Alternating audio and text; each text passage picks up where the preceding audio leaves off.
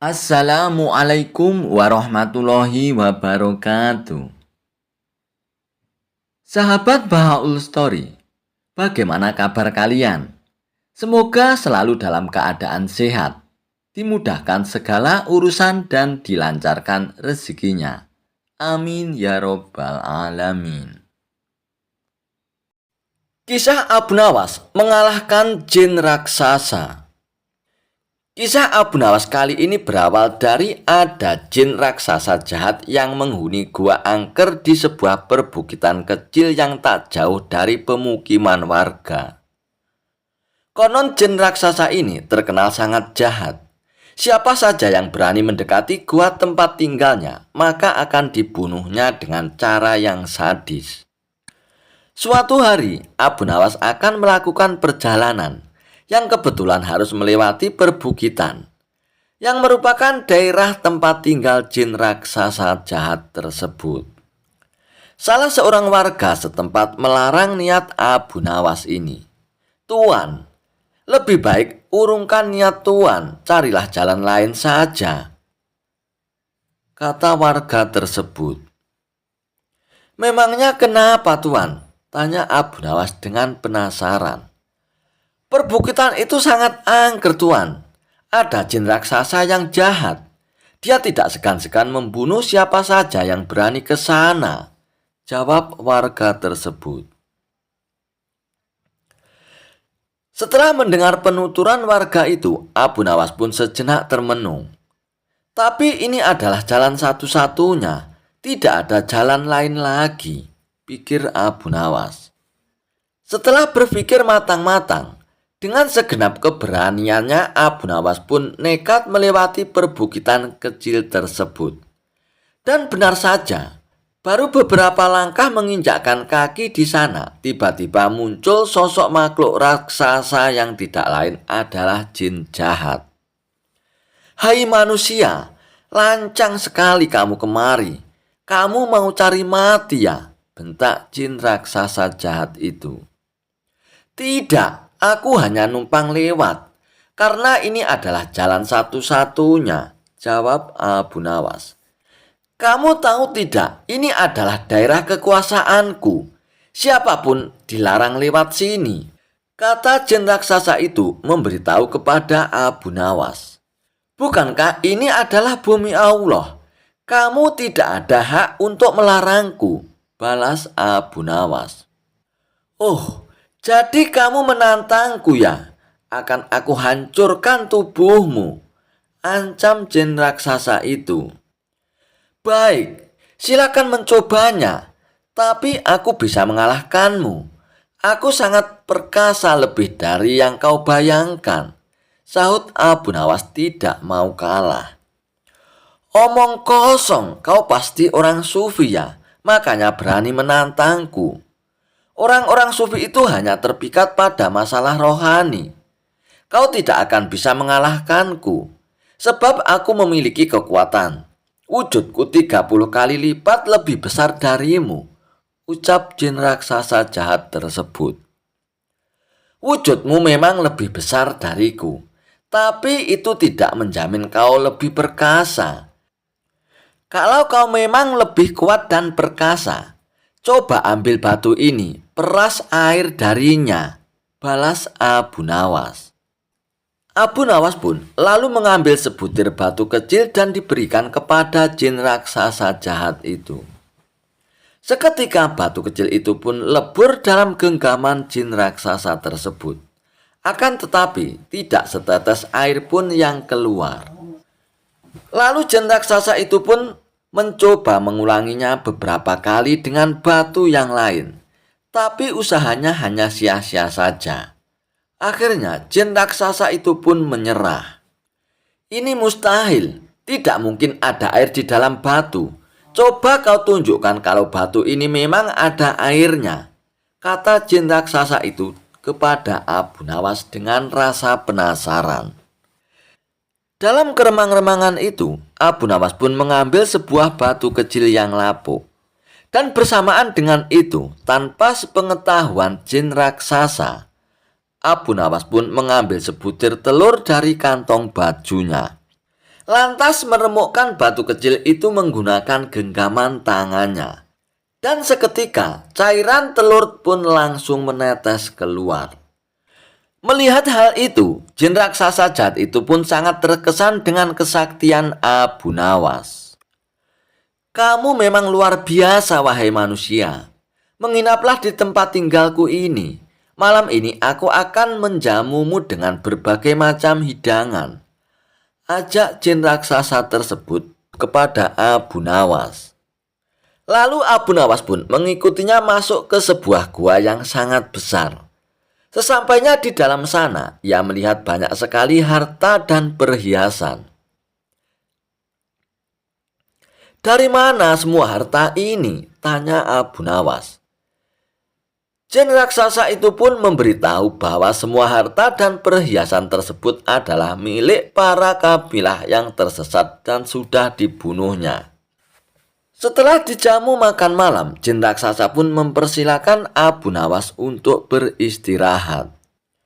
"Berbaringlah di sebelahku dan tidurlah," kata jin raksasa itu. Kemudian jin raksasa itu pun membaringkan dirinya dan segera tidur. Sementara itu, Abu Nawas yang secara nalurinya mengetahui adanya bahaya pengkhianatan, ia pun segera bangkit dan menyembunyikan dirinya di tempat yang agak jauh dari jin raksasa itu.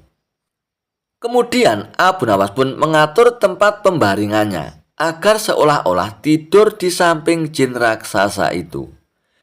Tidak lama setelah itu, jin raksasa itu pun terbangun. Ia mengambil sebuah batang pohon lalu menghajar Abu Nawas dengan sekuat tenaga yang dikiranya masih tidur di sebelahnya. Jin raksasa itu pun memukul bertubi-tubi sebanyak 7 kali, kemudian kembali berbaring dan tertidur. Setelah jin raksasa itu benar-benar tidur, barulah Abu Nawas membaringkan tubuhnya tepat di sebelah jin raksasa. Setelah hari sudah menjelang pagi, keduanya pun terbangun. Dan betapa kagetnya jin raksasa itu melihat Abu Nawas masih hidup. Bahkan tidak ada luka sedikit pun. "Nyaman sekali tidur di sini. Tapi sayangnya tadi malam aku agak terganggu. Sebab aku sempat merasa ada nyamuk menggigitku 7 kali," ucap Abu Nawas. Mendengar ucapan Abu Nawas, tentu saja jin raksasa itu pun terkejut. Dan ia pun tidak berani lagi untuk menyerang Abu Nawas. Bagaimanapun kalau seorang telah dipukul sebanyak 7 kali dengan batang pohon oleh jin raksasa, pasti ia akan mati. Apalagi memukulnya menggunakan tenaga yang kuat. Dan akhirnya, jin raksasa itu pun mempersilahkan Abu Nawas untuk melanjutkan perjalanannya. Kisah Abu Nawas membangun istana di awan. Abu Nawas belum kembali. Kata istrinya, ia bersama seorang pendeta dan seorang ahli yoga sedang melakukan pengembaraan suci. Padahal saat itu, Baginda amat membutuhkan bantuan Abu Nawas. Beberapa hari terakhir ini, Baginda merencanakan membangun istana di awang-awang karena sebagian dari raja-raja negeri bersahabat telah membangun bangunan-bangunan yang luar biasa. Baginda tidak ingin menunggu Abu Nawas lebih lama lagi. Beliau mengutus beberapa orang kepercayaannya untuk mencari Abu Nawas. Mereka tidak berhasil menemukan Abu Nawas karena Abu Nawas ternyata sudah berada di rumah ketika mereka baru berangkat. Abu Nawas pun menghadap Baginda Raja Harun Ar-Rasyid. Baginda pun amat riang. Saking gembiranya, beliau mengajak Abu Nawas bergurau.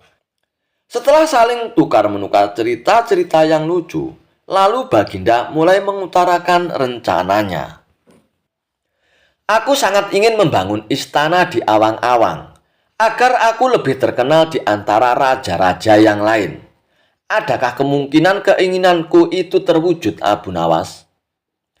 tanya Baginda Raja kepada Abu Nawas. "Tidak ada yang tidak mungkin dilakukan di dunia ini, Paduka. kata Abu Nawas berusaha mengikuti arahan pembicaraan Baginda Raja. Kalau menurutmu hal itu tidak mustahil diwujudkan, maka aku serahkan sepenuhnya tugas ini kepadamu, kata Baginda puas. Abu Nawas pun terperanjat. Ia menyesal telah mengatakan kemungkinan mewujudkan istana di awang-awang.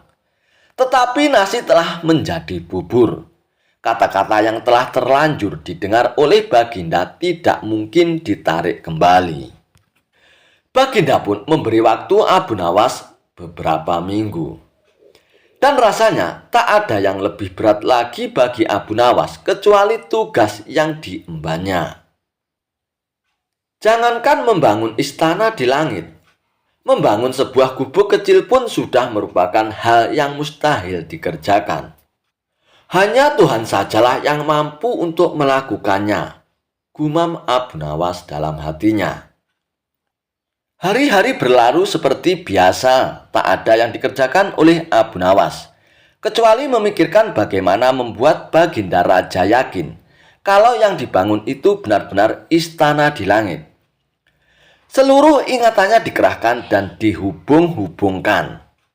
Abu Nawas bahkan berusaha menjangkau masa kanak-kanaknya, sampai ia teringat bahwa dulu ia pernah bermain layang-layang. Dan inilah yang membuat Abu Nawas girang. Abu Nawas tidak menyia-nyiakan waktu lagi. Ia bersama beberapa kawannya merancang layang-layang raksasa terbentuk persegi 4. Dan setelah selesai, baru Abu Nawas melukis pintu-pintu serta jendela-jendela dan ornamen-ornamen lainnya. Ketika semuanya telah selesai, Abu Nawas dan kawan-kawannya menerbangkan layang-layang raksasa itu dari suatu tempat yang dirahasiakan. Begitu layang-layang raksasa terbentuk, istana itu mengapung di angkasa. Penduduk negeri gempar, Baginda Raja girang bukan kepalang. Benarkah Abu Nawas berhasil membangun istana di langit? Dengan tidak sabar beliau didampingi beberapa orang pengawal bergegas menemui Abu Nawas. Dan Abu Nawas pun berkata dengan bangga, "Paduka yang mulia, istana pesanan Paduka telah rampung," kata Abu Nawas merendah. "Engkau benar-benar hebat, Abu Nawas," kata Baginda memuji Abu Nawas. "Terima kasih Baginda yang mulia," kata Abu Nawas. "Lalu bagaimana caranya aku ke istana?" tanya Baginda Raja. "Dengan tambang Paduka yang mulia," kata Abu Nawas dengan tenangnya. "Kalau begitu, siapkan tambang itu sekarang. Aku ingin segera melihat istanaku dari dekat," kata Baginda tak sabar lagi. "Hamba Paduka yang mulia, hamba kemarin lupa memasang tambang itu sehingga seorang kawan hamba tertinggal di sana dan tidak bisa turun," kata Abu Nawas mulai berkelit. "Bagaimana dengan engkau sendiri, Abu Nawas? Dengan apa engkau turun ke bumi?" tanya Baginda Raja. "Dengan menggunakan sayap Paduka yang mulia," kata Abu Nawas dengan bangga. "Kalau begitu buatkan aku sayap supaya aku bisa terbang ke sana," kata Baginda Raja. "Paduka yang mulia, sayap itu hanya bisa diciptakan dalam mimpi," kata Abu Nawas menjelaskan. "Engkau berani mengatakan aku gila sepertimu?" tanya Baginda dan sambil melotot. "Ya Baginda, kurang lebih seperti itu," jawab Abu Nawas tangkas. "Apa maksudmu Abu Nawas?" tanya Baginda lagi. Baginda tahu bahwa membangun istana di awang-awang adalah pekerjaan yang mustahil untuk dilaksanakan. Tetapi Baginda tetap menyuruh hamba mengerjakannya. Sedangkan hamba juga tahu bahwa pekerjaan itu mustahil untuk dikerjakan. Tetapi hamba tetap menyanggupinya. Titah Baginda yang tidak masuk akal itu, kata Abu Nawas berusaha menjelaskan kepada Baginda Raja. Tanpa menoleh, Baginda Raja pun kembali ke istana diiringi para pengawalnya. Abu Nawas berdiri sendirian sambil memandang ke atas melihat istana terapung di awan. Kisah Abu Nawas mengambil mahkota dari surga. Tidak seperti biasanya, hari itu Baginda Raja tiba-tiba ingin menyamar menjadi rakyat biasa. Beliau ingin menyaksikan kehidupan rakyat di luar istana tanpa sepengetahuan siapapun. Agar lebih leluasa bergerak, Baginda mulai keluar istana dengan pakaian yang amat sederhana, layaknya seperti rakyat jelata. Di sebuah perkampungan, beliau melihat beberapa orang berkumpul. Setelah Baginda Raja mendekat, ternyata seorang ulama sedang menyampaikan kuliah tentang alam barzah. Tiba-tiba ada seorang yang datang dan bergabung di situ. Ia bertanya kepada ulama itu, "Kami menyaksikan orang kafir pada suatu waktu dan mengintip kuburannya. Tetapi kami tidak mendengar mereka berteriak. Tidak pula melihat penyiksaan-penyiksaan yang katanya sedang dialaminya. Maka bagaimana cara membenarkan sesuatu yang tidak sesuai dengan yang dilihat mata?" tanya orang itu. Ulama itu berpikir sejenak, kemudian ia pun berkata, "Untuk mengetahui yang demikian itu harus dengan panca indera yang lain. Ingatkah kamu dengan orang-orang yang sedang tidur? Dia kadangkala bermimpi dalam tidurnya digigit ular, diganggu dan sebagainya. Ia juga merasakan sakit dan takut ketika itu, bahkan memekik dan keringat bercucuran pada keningnya. Dan ia pun merasakan hal semacam itu, seperti ketika mereka tidak tidur. Sedangkan engkau yang duduk di dekatnya menyaksikan keadaan seolah-olah tidak ada apa-apa. Padahal apa yang dilihat serta dialaminya adalah dikelilingi ular-ular. Maka jika masalah mimpi yang remeh saja sudah tidak mampu mata lahir melihatnya, mungkinkah engkau bisa melihat apa yang terjadi di alam barzah?" jelas sang ulama. Baginda Raja pun terkesan dengan penjelasan ulama itu, dan Baginda pun masih ikut mendengarkan kuliah tersebut. Kini ulama itu melanjutkan kuliahnya tentang alam akhirat. Dan dikatakan bahwa di surga tersedia hal-hal yang amat disukai nafsu, termasuk benda-benda. Salah satunya benda-benda itu adalah mahkota yang amat luar biasa indahnya. Tak ada yang lebih indah dari barang-barang di surga karena barang-barang itu tercipta dari cahaya. Saking indahnya, maka satu mahkota jauh lebih bagus dari dunia dan isinya. Baginda Raja pun makin terkesan. Lalu beliau pun pulang kembali ke istana. Sesampainya di istana, Baginda Raja sudah tidak sabar lagi ingin menguji kemampuan Abu Nawas. Akhirnya, Baginda Raja pun memerintahkan menterinya untuk memanggil Abu Nawas menghadapnya. Setelah Abu Nawas menghadap Baginda Raja pun bertitah, "Aku menginginkan engkau sekarang juga berangkat ke surga, Abu Nawas. Kemudian bawakan aku sebuah mahkota surga yang katanya tercipta dari cahaya itu. Apa engkau sanggup, Abu Nawas?" "Sanggup, Paduka yang mulia," kata Abu Nawas langsung menyanggupi tugas yang mustahil dilaksanakan itu. Tetapi Baginda Raja harus menyanggupi pula satu syarat yang akan hamba ajukan, kata Abu Nawas dengan percaya diri. "Sebutkan syarat itu, Abu Nawas," kata Baginda Raja. "Hamba mohon, Baginda Raja menyediakan pintunya agar hamba bisa memasukinya," kata Abu Nawas. "Pintu apa itu, Abu Nawas?" tanya Baginda Raja belum mengerti. "Pintu alam akhirat, Paduka yang mulia," jawab Abu Nawas. "Apa itu, Abu Nawas?" tanya Baginda Raja ingin tahu. "Kiamat, wahai Paduka yang mulia. Masing-masing alam mempunyai pintu. Pintu alam dunia adalah liang peranakan ibu. Pintu alam barzah adalah kematian. Dan pintu alam akhirat adalah kiamat," jelas Abu Nawas kepada Baginda Raja. Surga berada di alam akhirat. Bila Baginda masih tetap menghendaki hamba mengambil sebuah mahkota di surga, maka dunia harus kiamat terlebih dahulu, lanjut Abu Nawas. Mendengar penjelasan Abu Nawas, Baginda Raja pun terdiam. Di sela-sela kebingungan Baginda Raja Harun al-Rasyid, Abu Nawas pun bertanya lagi kepada Baginda Raja. "Masihkah Baginda Raja menginginkan mahkota surga itu?" tanya Abu Nawas. Baginda Raja pun tidak menjawab. Beliau diam 1000 bahasa. Sejenak kemudian Abu Nawas pun mohon diri karena Abu Nawas sudah tahu jawabannya. Kisah Abu Nawas diikuti oleh bayangan hitam yang misterius. Ada saja memang akal cerdik Abu Nawas untuk lolos dari hukuman Baginda Raja. Yang awalnya murka dengan kesalahan Abu Nawas, malah dibuatnya tertawa terpingkal-pingkal. Walhasil, kemarahan Baginda Raja pun mereda dan tak jadi menghukum Abu Nawas. Seperti yang terjadi pada kisah Abu Nawas kali ini. Ia dikejar bayangan hitam. Suatu kali, Baginda Raja sengaja mengumpulkan para menterinya guna membahas suatu masalah yang penting.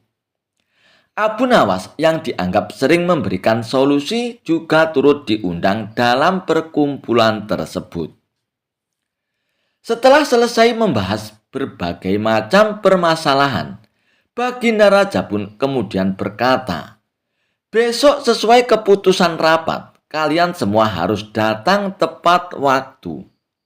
Kalau di antara kalian ada yang datang terlambat, aku tak segan-segan menghukumnya," ancam Baginda Raja. Kemudian mereka pun membubarkan diri dan meminta izin untuk pamit pulang. Dan pada keesokan harinya, seperti biasa, Abu Nawas pun pergi ke pasar menjual kayu dagangannya. Setelah semua kayu dagangannya laku terjual, ia pun mampir ke warung untuk beristirahat sambil menikmati secangkir kopi hangat. Ternyata di situ sudah banyak kawan-kawan Abu Nawas berkumpul. Lalu ia pun ikut nimbrung bersama mereka. Saking asiknya ngobrol, Abu Nawas sampai lupa kalau hari itu ia ada janji dengan Baginda Raja. Dan ketika hari menjelang siang, datanglah istri Abu Nawas menghampirinya. "Suamiku, tadi ada utusan raja mencarimu," kata sang istri memberitahu kepada Abu Nawas. Spontan saja, Abu Nawas pun teringat akan janjinya dengan Baginda Raja. "Astagfirullahaladzim, aku sampai lupa ya. Hari ini kan ada janji dengan Baginda Raja," ucap Abu Nawas. Dan seketika itu pun, Abu Nawas pun langsung meninggalkan kawan-kawannya dan segera pergi menuju istana. Di sepanjang perjalanan, ia pun terus berpikir bahwa dia pasti akan kena hukuman Baginda Raja karena datang terlambat. Dan benar saja, setelah sesampainya di istana, Baginda Raja dan para menteri sudah berkumpul. Tapi namanya saja Abu Nawas, ia tak pernah kehabisan akal cerdiknya agar lolos dari hukuman Baginda Raja. Ia pun berpura-pura dengan wajah ketakutan, berlari memasuki ruangan rapat. "Hei Abu Nawas, kenapa kau ini? Kenapa kau datang terlambat?" tegur Baginda Raja. "Ampun Paduka yang mulia, hamba mengaku bersalah," jawab Abu Nawas. "Seperti yang kemarin aku sudah katakan, siapa saja yang datang terlambat akan menerima hukuman," tegas Baginda Raja. "Tapi Paduka yang mulia, keterlambatan hamba ini bukan tanpa sebab Paduka," ucap Abu Nawas membela diri dengan pura-pura wajah ketakutan. "Terus apa yang menyebabkan kamu terlambat dan kenapa kamu begitu sangat ketakutan?" tanya Baginda Raja. "Jadi begini Paduka yang mulia, sewaktu dalam perjalanan menuju ke istana, Hamba terus dibuntuti oleh bayangan hitam, Paduka. Saya sudah berusaha menghindar, tapi bayangan itu terus selalu mengikuti hamba, Paduka. Itulah yang menyebabkan hamba ketakutan hingga terlambat untuk datang ke istana, Paduka. Ujar Abu Nawas untuk beralasan. Mendengar hal itu, Baginda Raja dan para menterinya pun terkejut. Siapa bayangan hitam itu, Abu Nawas? Tanya salah satu menteri dengan penasaran. Aku sendiri juga tidak tahu, Tuan Menteri, jawab Abu Nawas. Siang bolong begini di tengah teriknya matahari, gak mungkin ada setan. Kau jangan mengada-ada, Abu Nawas, ucap Baginda Raja. Kalau Baginda Raja tidak percaya, hamba bisa membuktikannya, Paduka, balas Abu Nawas. Karena penasaran, Baginda Raja dan para menterinya pun meminta Abu Nawas untuk menunjukkan bayangan hitam tersebut. Lalu Abu Nawas pun mengajak mereka untuk keluar. Kemudian Abu Nawas berjalan di bawah teriknya sinar matahari. Lihatlah bayangan hitam ini, Paduka yang mulia. Ia selalu mengikuti hamba kemanapun hamba pergi menghindar. Teriak Abu Nawas sambil berlari ke sana kemari mencoba menghindari bayangan hitam tersebut. Melihat tingkah konyol Abu Nawas ini, Baginda Raja dan para menteri pun spontan tertawa terpingkal-pingkal. Berkat kedatangan Abu Nawas yang terlambat, justru meregangkan ketegangan otak akibat memikirkan persoalan yang dihadapi. Oleh karenanya, Baginda Raja pun tak jadi menghukum Abu Nawas dan mempersilakannya untuk ikut rapat bersama mereka. Kisah Abu Nawas diperdaya pencuri menjual keledainya seharga kambing hingga dimarahi oleh istrinya. Tanpa pikir panjang, Abu Nawas memutuskan untuk menjual keledai kesayangannya. Keledai itu merupakan kendaraan Abu Nawas satu-satunya. Sebenarnya ia tidak tega untuk menjualnya. Akan tetapi keluarga Abu Nawas amat membutuhkan uang dan istrinya pun setuju. Keesokan harinya Abu Nawas membawa keledainya ke pasar. Abu Nawas tidak tahu kalau ada sekelompok pencuri telah mengintai Abu Nawas. Mereka pun sepakat untuk memperdaya Abu Nawas. Rencana pun mulai mereka susun ketika Abu Nawas beristirahat di bawah pohon. Salah seorang mendekat dan berkata, "Hei Abu Nawas, apakah engkau akan menjual kambingmu?" Tentu saja Abu Nawas terperanjat mendengar pertanyaan yang begitu tiba-tiba. "Ini bukan kambing," jawab Abu Nawas. "Kalau bukan kambing, lalu apa?" tanya pencuri itu. "Hei, ini adalah keledai ya?" jawab Abu Nawas. "Kalau engkau yakin itu keledai, jual saja ke pasar dan tanyakan pada mereka," kata komplotan pencuri itu sambil berlalu. Abu Nawas pun tidak terpengaruh. Kemudian ia pun meneruskan perjalanannya.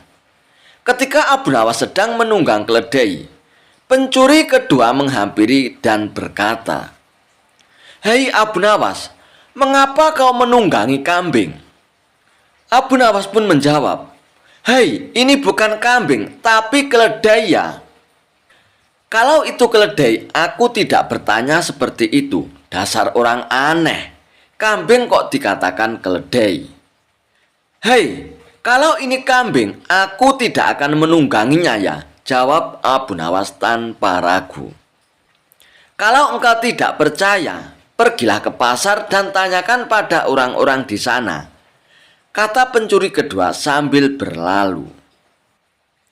Abu Nawas pun belum terpengaruh dan ia tetap berjalan menuju pasar. Pencuri ketiga datang menghampiri Abu Nawas. "Hai Abu Nawas, akan kau bawa kemana kambingmu itu?" tanya pencuri ketiga. Kali ini Abu Nawas pun tidak segera menjawab. Ia mulai ragu. Sudah 3 orang mengatakan kalau hewan yang dibawanya adalah kambing. Pencuri ketiga ini tidak menyia-nyiakan kesempatan. Ia pun makin mempengaruhi otak Abu Nawas. "Sudahlah Abu Nawas, biarpun kau bersikeras hewan ini adalah keledai. Nyatanya itu adalah kambing Abu Nawas, kambing-kambing," ucap si pencuri ketiga. Abu Nawas pun berhenti sejenak untuk beristirahat di bawah pohon. Pencuri keempat pun melaksanakan strategi busuknya.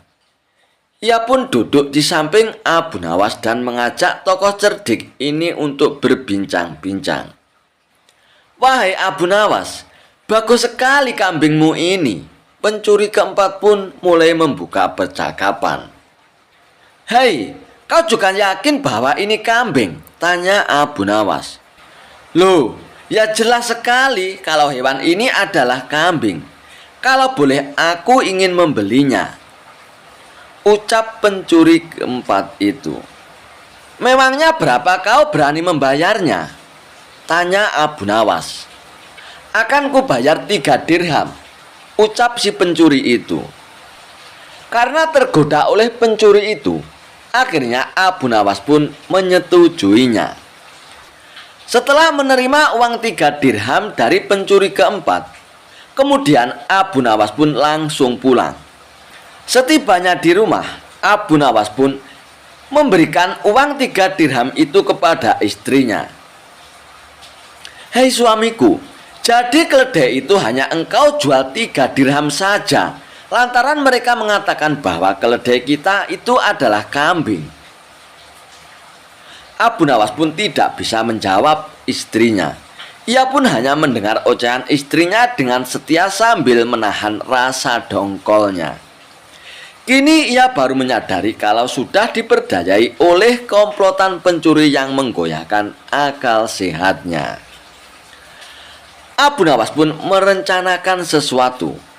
Ia pun pergi ke hutan mencari sebatang kayu untuk dijadikan sebuah tongkat yang nantinya bisa menghasilkan uang. Rencana Abu Nawas pun ternyata berjalan lancar.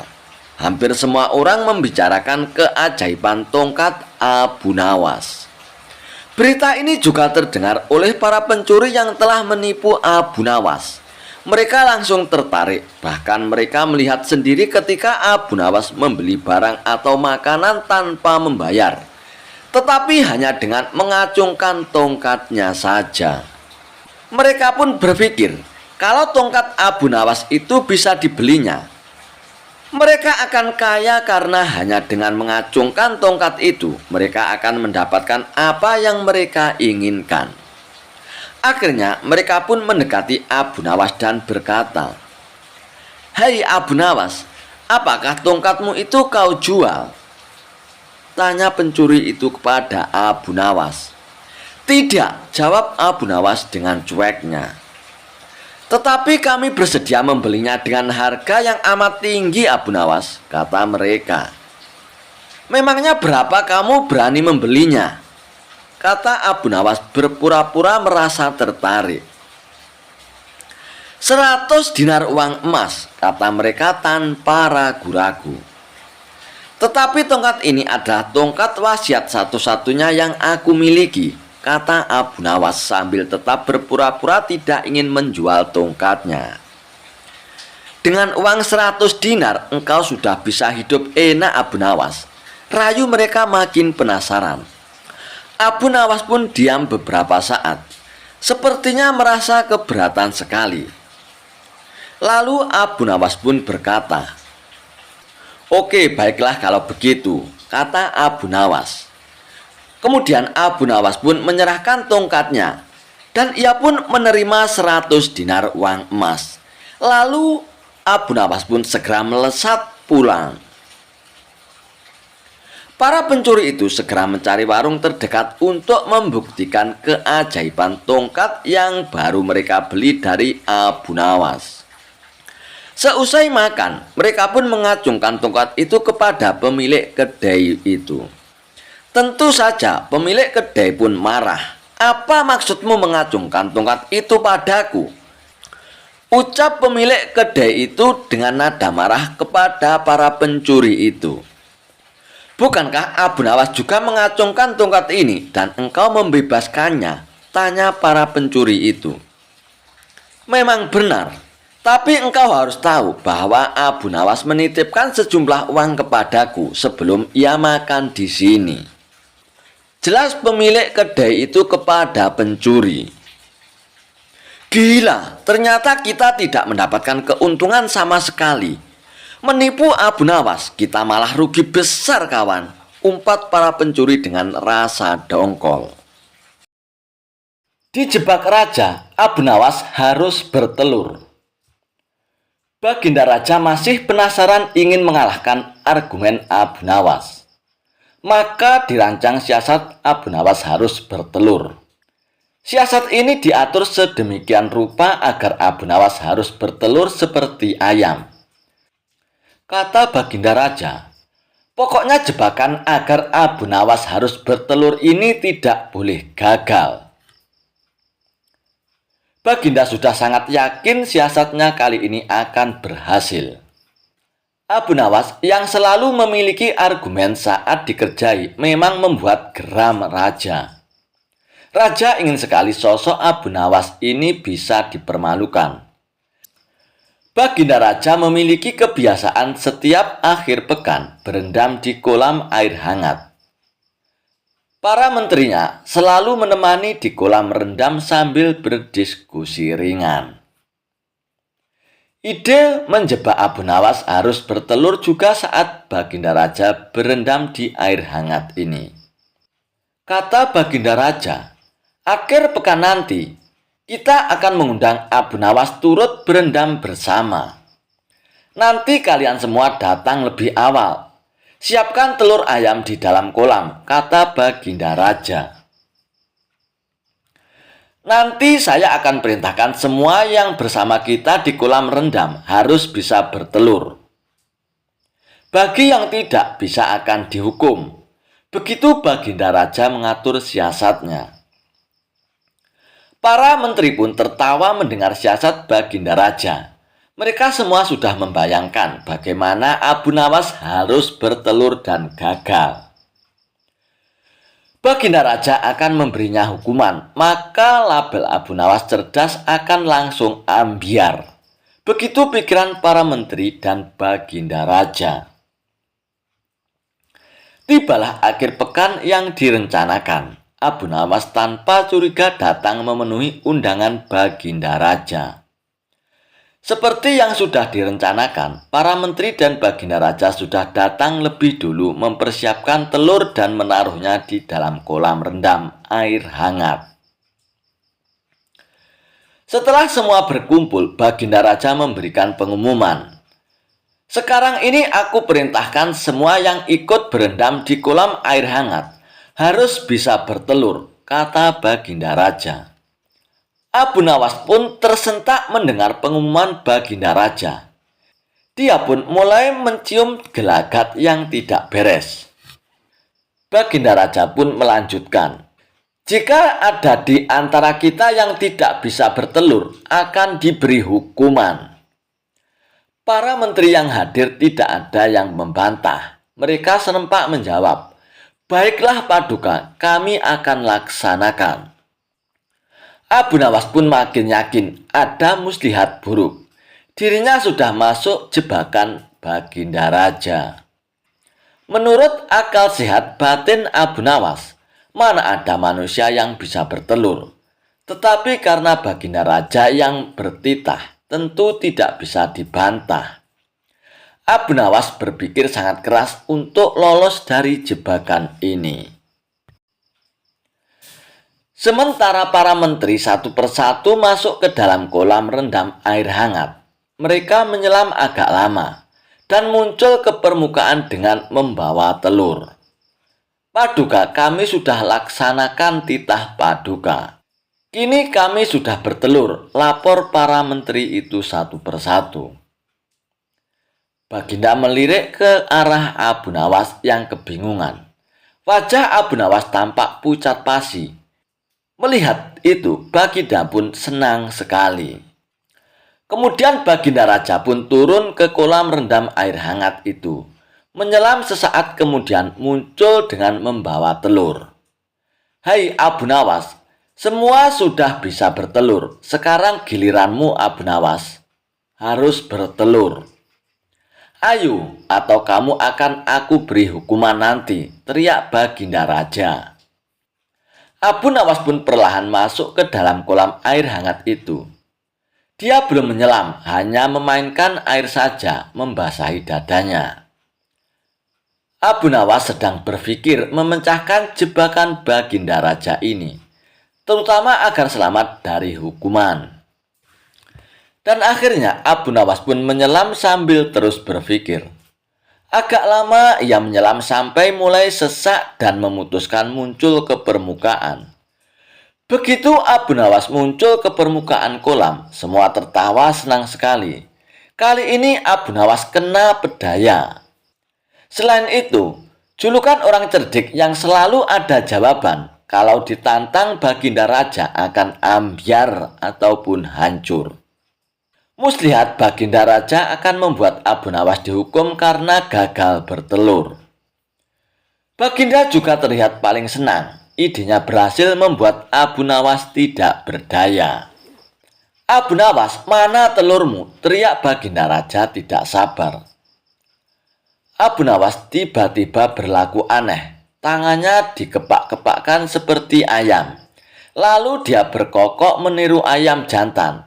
Kukuruyuk, kukuruyuk, kukuruyuk. Baginda Raja pun tersentak heran melihat kelakuan aneh Abu Nawas. Maaf Paduka, saya tidak bisa bertelur, jawab Abu Nawas sambil kembali berkokok. Kukuruyuk. Kenapa? Berarti kamu akan dihukum tegas Baginda Raja. Saya merasakan diri saya ini ayam jantan Paduka. Jadi tidak mungkin bertelur. Hanya ayam betina saja yang bisa bertelur Baginda, ujar Abu Nawas sambil mengepak-ngepakkan kedua tangannya dan berkokok lagi. Kukuruyuk, kukuruyuk, kukuruyuk. Baginda Raja pun dan para menteri seperti ditampar keras oleh jawaban Abu Nawas. Baginda Raja pun bergegas mengambil pakaian dan beranjak tanpa berkata-kata lagi. Jebakan untuk Abu Nawas yang harus bertelur tak disangkanya gagal total. Malah dirinya dipermalukan, disamakan dengan ayam betina. Para menterinya juga mengikuti pergi meninggalkan Abu Nawas yang masih berkokok berkukuruyuk meledek mereka. Suatu hari, Abu Nawas merasa sedih karena kehilangan burung yang amat disayanginya. Tidak ingin kesedihannya berlarut-larut, ia pun berinisiatif membeli burung yang baru. Maka pergilah Abu Nawas ke pusat kota untuk membeli burung. Setibanya di pasar, Abu Nawas pun langsung mendatangi salah satu toko yang menjual beraneka macam burung. Anda mencari burung jenis apa, Tuan? Tanya penjual burung kepada Abu Nawas. Aku mau lihat-lihat dulu, Tuan. Nanti kalau sekiranya ada yang cocok, baru nanti aku beli, jawab Abu Nawas. Lalu tanpa sengaja, Abu Nawas pun melihat ada burung yang sangat indah. Bulunya warna-warni dan kemilau. Burung apa ini, Tuan? Aku baru melihatnya, tanya Abu Nawas. Oh, ini burung dari India, Tuan. Apakah Tuan berminat? Jawab si penjual burung. Iya, Tuan, aku tertarik sekali. Tapi apa burung ini bisa berkicau? Tanya Abu Nawas lagi. Waduh, sayang sekali, Tuan. Burung ini tidak bisa berkicau. Tapi burung ini bisa berbicara seperti manusia, Tuan. Bahkan dia bisa diajak bicara. Dan satu lagi Tuan, burung ini sangat cerdik, jelas si penjual burung. Benarkah Tuan? Tanya Abu Nawas dengan penasaran. Dan untuk membuktikannya, Abu Nawas pun lalu coba mengajaknya bicara. Dan benar saja burung itu pun bisa diajak bicara layaknya manusia. Baiklah Tuan, aku beli burung ini, kata Abu Nawas. Setelah transaksi pembayaran selesai, Abu Nawas pun langsung membawa pulang burung tersebut. Setibanya di rumah, ia pun menaruh burungnya dalam sebuah sangkar yang indah. Lalu ketika saat Abu Nawas sedang asik bercengkrama dengan si burung, tiba-tiba datanglah beberapa pengawal istana ke rumah Abu Nawas. Tuan Abu Nawas, Anda diperintahkan Baginda Raja untuk menghadap sekarang, kata salah satu pengawal istana. Oh baiklah pengawal, aku akan segera ke sana. Kalian pergilah dulu, nanti aku akan menyusulnya, balas Abu Nawas. Singkat cerita, Abu Nawas pun datang ke istana menghadap Baginda Raja. Ternyata Baginda Raja akan mengutus Abu Nawas pergi ke negeri India untuk suatu keperluan. Sepulangnya dari istana, Abu Nawas pun langsung berkemas dan bersiap-siap.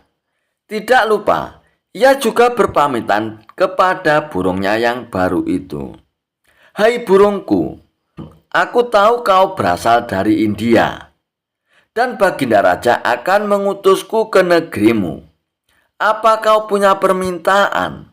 Barangkali kau kangen dengan makanan India. Aku bisa membawakannya untukmu, kata Abu Nawas. Aku mohon dan aku minta kepadamu, lepaskan aku dari sangkarku ini. Itu permintaanku, jawab si burung. Kalau itu permintaanmu, aku tidak bisa. Aku tidak mungkin melepaskanmu. Aku membelimu dengan harga yang mahal. Kau sudah menjadi milikku sekarang, ujar Abu Nawas. Baiklah, kalau kau memang tidak bisa melepaskanku, tapi bila permintaan keduaku ini kau penuhi, aku akan sangat senang, balas si burung. Apa permintaan keduamu itu? Tanya Abu Nawas. Aku minta tolong kepadamu jika kau telah sampai ke negeri India. Pergilah ke sebuah hutan di desa sana. Kabarkanlah kepada saudara-saudaraku bahwa saat ini aku berada dalam sangkar di rumahmu. Melalui kabar ini, aku berharap mereka tidak gelisah mencariku. Itulah permintaan keduaku, tutur si burung. Memangnya semua burung yang jenisnya sepertimu bisa mengerti bahasa manusia ya? Tanya Abu Nawas. Iya, mereka yang jenisnya sepertiku pasti bisa mengerti bahasa manusia dan bisa bicara seperti aku, jawab si burung. Baik, aku akan berusaha memenuhi permintaan keduamu, ucap Abu Nawas. Singkat cerita, sampailah Abu Nawas di negeri India. Ia pun langsung melaksanakan tugas dari Baginda Raja. Setelah tugas-tugasnya selesai, barulah Abu Nawas menuju hutan di desa yang dimaksud oleh burungnya. Dan tidak disangka-sangka, baru saja memasuki hutan beberapa puluh meter, Abu Nawas melihat sekawanan burung hinggap di sebuah dahan pohon tepat di atas kepalanya. Burung-burung itu mirip dengan burung yang ada di rumah Abu Nawas. Abu Nawas pun segera berkata kepada sekawanan burung itu, "Wahai burung, aku ingin menyampaikan pesan dari saudaramu, bahwa saat ini saudaramu terkurung di dalam sangkar yang ada di dalam rumahku. Kalian jangan mencarinya, karena saat ini saudaramu telah menjadi milikku," kata Abu Nawas. Mendengar kabar tersebut, salah satu burung tiba-tiba pingsan dan terjatuh mengenai kaki Abu Nawas. Lalu Abu Nawas pun memungutnya dan membolak-balik badan si burung. Aneh, burung ini mendadak mati. Mungkin ia kaget karena mendengar kabar saudaranya sekarang terpenjara dalam sangkar dan jauh berada di negeriku, kata Abu Nawas dalam hatinya. Abu Nawas pun tidak mau ambil pusing atas kejadian ini. Hal terpenting dia adalah menyampaikan pesan si burung kepada saudara-saudaranya.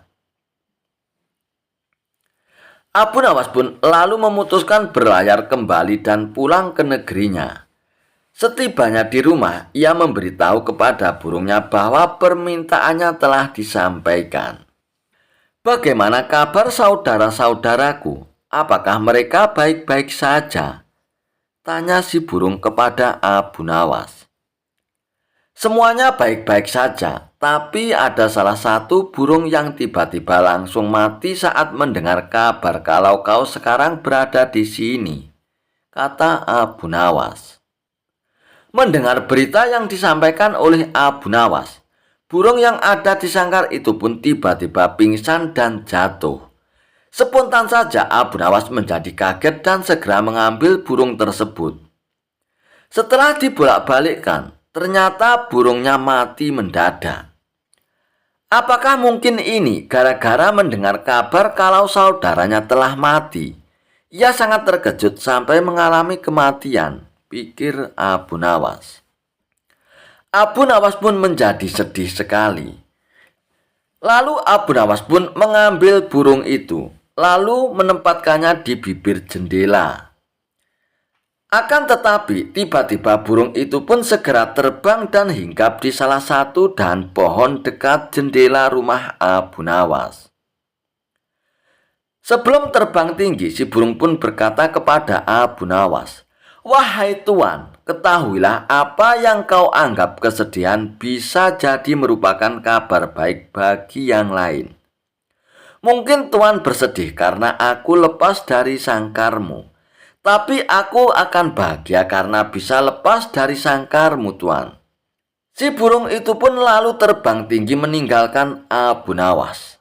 Ternyata benar apa yang dikatakan si penjual burung di pasar. Si burung bukan hanya bisa berbicara, tapi juga cerdik. "Aku telah dikelabui oleh burung itu," ucap Abu Nawas dengan rasa kecewa. Kisah Abu Nawas buang air besar di tempat tidur. Pada suatu waktu, Baginda Raja Harun ar-Rasyid sangat gundah hatinya. Seperti biasanya, dirinya ingin sosok Abu Nawas hadir di istana untuk menghibur hati sang raja. Namun setelah beberapa kali dipanggil, Abu Nawas belum juga menampakkan batang hidungnya. Entah kenapa Abu Nawas enggan untuk menghadap Baginda Raja. Setelah lama berpikir, akhirnya Baginda Raja pun menemukan cara agar Abu Nawas bisa hadir di istana kerajaannya. Raja pun menyuruh 3 orang prajurit untuk pergi ke rumah Abu Nawas agar buang air besar di tempat tidurnya Abu Nawas. "Hai pengawal, pergilah ke rumah Abu Nawas dan beraklah di tempat tidur Abu Nawas kalian. Dan kalau kalian berhasil, maka masing-masing akan aku beri uang 1000 dirham. Titah Baginda Raja. "Daulat Paduka Raja," jawab ketiga pengawal itu secara bersamaan. Sementara itu, duduk di sebelahnya ada Ki Patih yang mendengar obrolan rajanya dengan ketiga pengawal itu. Karena berhubung tugas yang diberikan kepada 3 anak buahnya yang agak aneh, Ki Patih pun memberanikan diri untuk bertanya kepada sang raja.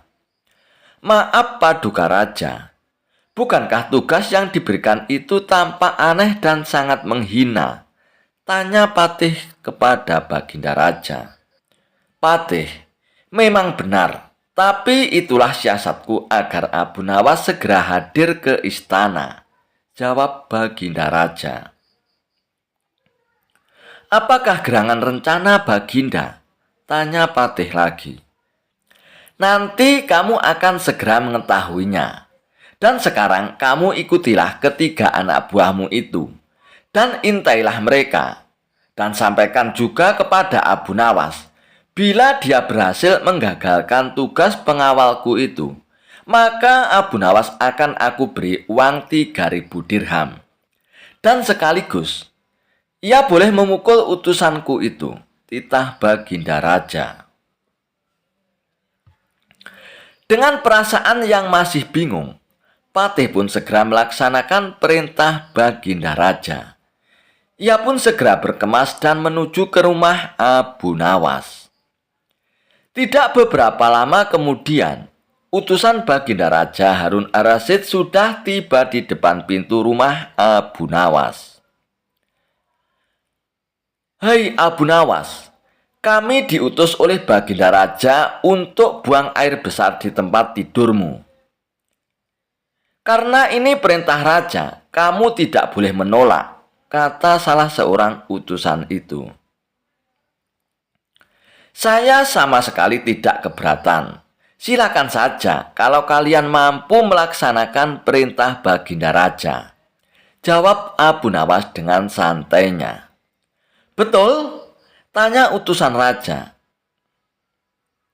"Iya, silakan saja," sahut Abu Nawas.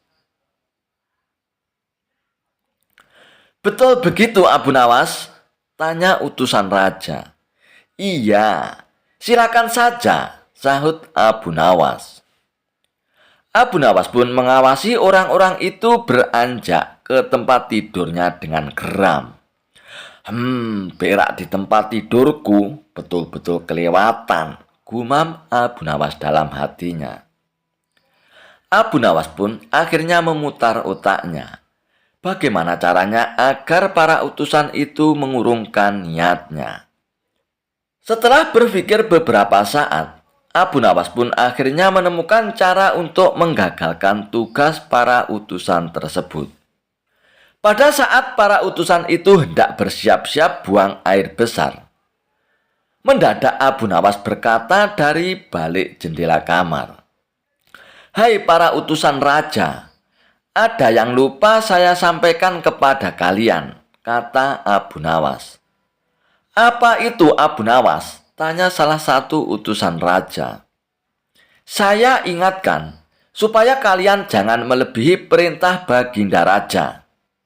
Jika kalian melanggar, saya akan pukul kalian dengan sebuah pentungan besar, dan setelah itu saya akan laporkan kalian kepada Baginda Raja bahwa kalian melanggar perintahnya," jawab Abu Nawas dengan serius. Dengan cekatan, Abu Nawas pun segera mengambil sebatang kayu besar yang ada di dapur rumahnya. Bahkan, kini Abu Nawas sudah mengambil pentungan kayu besar tersebut. "Hai, apa maksudmu tadi Abu Nawas?" tanya salah satu utusan. "Aku katakan, ingat, perintah raja hanya buang air besar saja kan? Dan tidak boleh lebih dari itu," jawab Abu Nawas. "Iya, memang benar," jawab utusan itu. "Aku ulangi lagi ya. Hanya buang air besar saja. Tidak boleh lebih. Ingat, tidak boleh kencing, tidak boleh buka celana, tidak boleh cebok, hanya buang air besar saja ya," tegas Abu Nawas dengan seriusnya. "Hai Abu Nawas, mana mungkin itu tidak mungkin kan? Kami juga harus buka celana dulu dan kencing nantinya," jawab salah satu utusan. "Aku akan pukul kalian sekeras-kerasnya jika kalian melanggar perintah Baginda Raja," sahut Abu Nawas. Para utusan itu pun akhirnya saling pandang. Mereka kebingungan dengan ucapan Abu Nawas itu. Tiba-tiba ada suara seseorang yang memanggil Abu Nawas. "Hai Abu Nawas." Karena ada suara yang sudah tidak asing lagi didengar oleh Abu Nawas serta para utusan, akhirnya mereka pun segera berkumpul untuk menemui asal suara itu.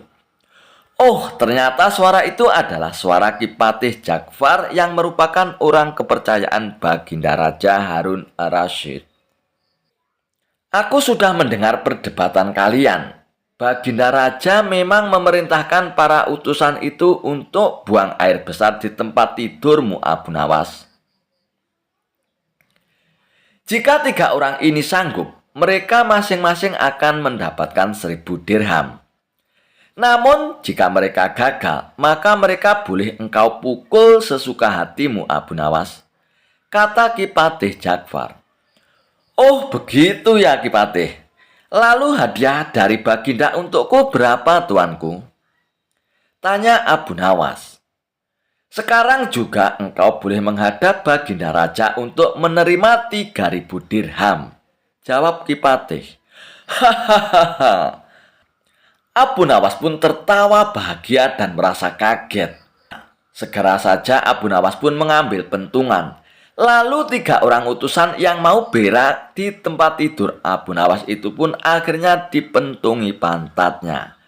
Buk, buk, buk. Ampun Abu Nawas. Apa kalian mau buang air besar di tempat tidurku? Hah, tidak boleh ya. Dipukul lagi. Buk, buk, buk. Tidak, ampun Abu Nawas. Dan akhirnya ketiga utusan Baginda Raja itu pun lari terbirit-birit. Kipatih dan Abu Nawas pun tertawa terpingkal-pingkal dibuatnya. Sesaat setelah itu, Kipatih pun berkata kepada Abu Nawas, Abu Nawas, Baginda sangat yakin engkau dapat mengatasi masalah ini. Baginda memang menginginkan kehadiranmu di istana untuk menghibur hatinya yang saat ini sedang gundah gulana. Abu Nawas pun menyetujui permintaan Patih Ja'far. Dan akhirnya, mereka pun bergegas menuju istana untuk menemui Baginda Raja. Kisah kakek tua yang berhasil membuat bungkam si cerdik Abu Nawas. Abu Nawas adalah seorang penyair Islam termasyhur di era kerajaan Islam pada masa kerajaan Raja Harun ar-Rasyid.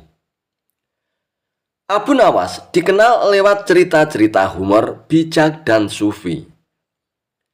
Ia seorang humoris yang lihai dan cerdik dalam mengemas kritik berbungkus humor.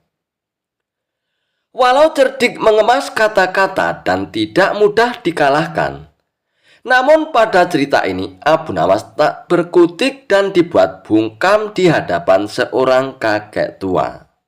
Dan berikut kisahnya. Di suatu pagi yang cerah, Baginda Raja Harun ar-Rasyid mengajak beberapa menterinya pergi bertamasya ke sebuah tempat wisata. Tak lupa, Baginda Raja pun mengajak Abu Nawas, sang wali sufi yang merupakan staf khusus kerajaan, untuk menambah suasana liburan menjadi asyik. Di tengah perjalanan mereka menuju tempat wisata, dari kejauhan mereka melihat seorang kakek yang sedang menunggangi seekor keledai. Sang raja pun berkata kepada menterinya, "Wahai menteriku, tanyai siapa orang tua itu." Perintah sang raja kepada menterinya yang bernama Ja'far. Kemudian Ja'far mendekati kakek tua tersebut dan mulai bertanya, "Mohon maaf, Kek, kalau boleh tahu, kakek dari mana?" tanya Ja'far. "Aku dari Basroh, anak muda," jawab si kakek. "Memangnya kakek mau kemana?" tanya Ja'far kembali. "Aku mau pergi ke Baghdad, anak muda," jawab si kakek. "Ada keperluan apa, Kek?" tanya Ja'far dengan penasaran. "Aku hendak mencari obat untuk mataku ini," jawab kakek sambil memperlihatkan matanya yang sedang sakit. Di tengah percakapan mereka, muncul ide jahil Baginda Raja. Ia pun kemudian berbisik kepada Abu Nawas, "Wahai Abu Nawas, coba kamu ajak kakek itu bergurau." Abu Nawas pun membalas, "Oh jangan Baginda, kasihan dia, orang tua Baginda. Saya takut kakek itu akan marah, ucap Abu Nawas. Sudahlah Abu Nawas, itu nanti urusanku. Intinya, ajak saja kakek itu bergurau Abu Nawas, desak Baginda Raja kepada Abu Nawas. Baiklah, kalau begitu aku akan lakukan Paduka, ucap Abu Nawas. Lalu Abu Nawas pun segera menghampiri kakek tua yang sedang bersama Ja'far. Kek, misalkan aku berikan Anda resep untuk mengobati mata kakek itu. Apa imbalannya, Kek? Tanya Abu Nawas. Aku akan berikan imbalan yang sesuai untukmu anak muda, jawab si kakek. Kalau begitu, dengarkan baik-baik resep ini ya, Kek, ujar Abu Nawas. Dengan raut wajah yang serius, si kakek pun tak sabar menunggu perkataan Abu Nawas. Jadi begini, Kek. Kakek ambil 3 tiupan angin, 3 sengatan terik matahari, 3 pantulan cahaya rembulan, dan 3 sorot lampu biasa. Setelah semuanya terkumpul, maka kakek tumbuk pada sebuah lempang yang tak berlubang. Kemudian kakek taruh ramuan yang telah lembut itu ke dalam sebuah mangkok besar yang sudah pecah berkeping-keping. Dan jangan lupa, Kek, kakek harus menyimpannya di udara selama 3 bulan. Setelah masa 3 bulan lamanya, maka oleskan ramuan itu ke mata kakek yang sakit sebanyak 3 kali sebelum tidur. Insya Allah kakek akan sembuh, Kek, kata Abu Nawas. Mendengar perkataan Abu Nawas, sang kakek itu pun naik pitam.